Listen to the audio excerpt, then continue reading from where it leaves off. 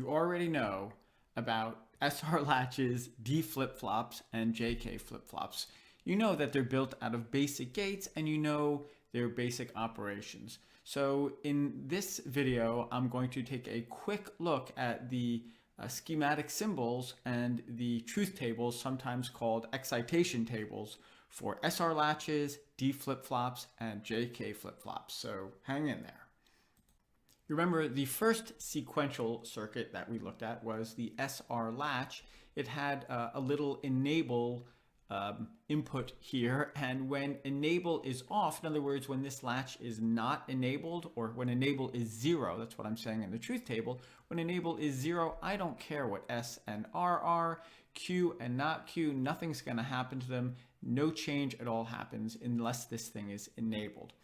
When enable is 1, and here the rest of these rows show enable being 1, now I can set and reset my latch. So if they're both zeros, that's no change. That's called a memory state. You know this already. If I have set to 0 but reset to 1, I have now reset this latch. Q is 0, not Q is the opposite, so that's a 1. If I have set to 1 and reset to 0, I've set the latch.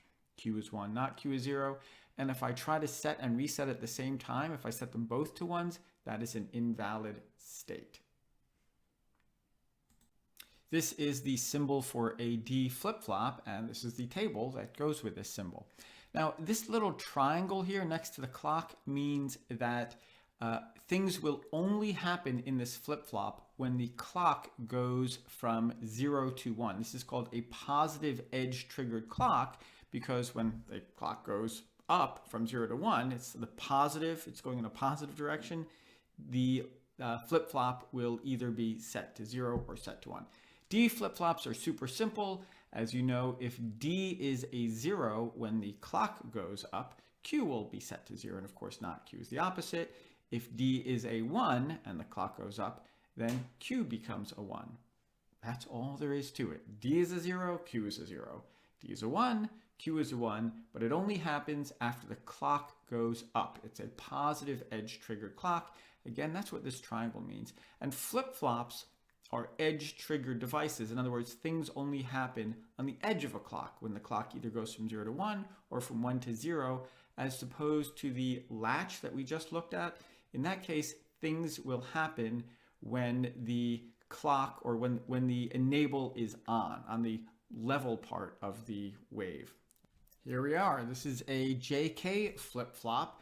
And again, this little triangle thing here means next to the clock that things only happen on the positive edge of the clock, when the clock goes from 0 to 1, right? You know how that works. So very simple. You know this already. When J and K are both zeros, that is called the memory state. Nothing changes. When J is a 0 and K is a 1, that is called the reset. In other words, I'm making Q a 0 and not Q is the opposite, so that's a 1. When J is a 1 and K is a 0 and the clock goes from 0 to 1, when the clock goes up, I'm setting Q to 1, not Q becomes a 0. And when J and K are both 1s, that is called toggle state. You know this already. So Q becomes not Q. That's kind of what I'm saying here. And not Q becomes Q. In other words, whatever Q was, it now becomes the opposite. It toggles back and forth. It goes 0, 1, 0, 1. This JK flip-flop is exactly the same as the last JK flip-flop we just looked at, except notice there is this little tiny circle, this little tiny bubble in front of the clock. All that means is that this particular JK flip-flop is negative edge triggered. Or another way of saying that is things only happen when the clock goes from a 1 to a 0, when the clock goes down from its 1 to 0. Yeah, I guess that's how you say it. So same deal as the last one, except this little down arrow means things only happen when the clock goes down from 1 to 0. Again, I have my memory state, my reset state, my set state, and my toggle mode, just the same as the last JK flip-flop, only I have a negative edge clock. Hang in there, we have one last thing to talk about, and that is the asynchronous inputs called preset and clear. And they're always shown on the very top and very bottom of these little diagrams. This thing on the top is called preset, and if I send it a 1, it will set the output Q to 1 immediately. That's why it's called an asynchronous input. It's not synchronized with the clock. Like J and K are synchronized, they only do their job when the clock either goes up or down. In this case, it's a negative edge triggered input. And on the bottom here, I have a clear. When I send clear A1, it sets Q to 0 immediately, regardless of what's happening with the clock or with J or with K. So let's look through this table real quick. And here in this first row, you can see that I have zeros going into the preset and clear. In other words, if these are both zeros at the top and bottom, the JK flip-flop will function normally. It'll set or reset or toggle depending on the clock and J and K. If I send in preset A0 and clear A1, now I'm clearing this flip-flop. In other words, I'm setting Q to a 0 immediately, asynchronously, and not Q, of course, is the opposite. If I send in a 1 to preset, in other words, I'm sending in a 1 to the top, I will immediately set Q to a 1 and not Q to a 0. If I try to preset and clear at the same time, in other words, if I send in both ones, that is an invalid condition. You're not allowed to do that. So again, I'm just going to summarize it real quick. These inputs on the top and bottom are asynchronous. They override whatever else is happening with this flip-flop.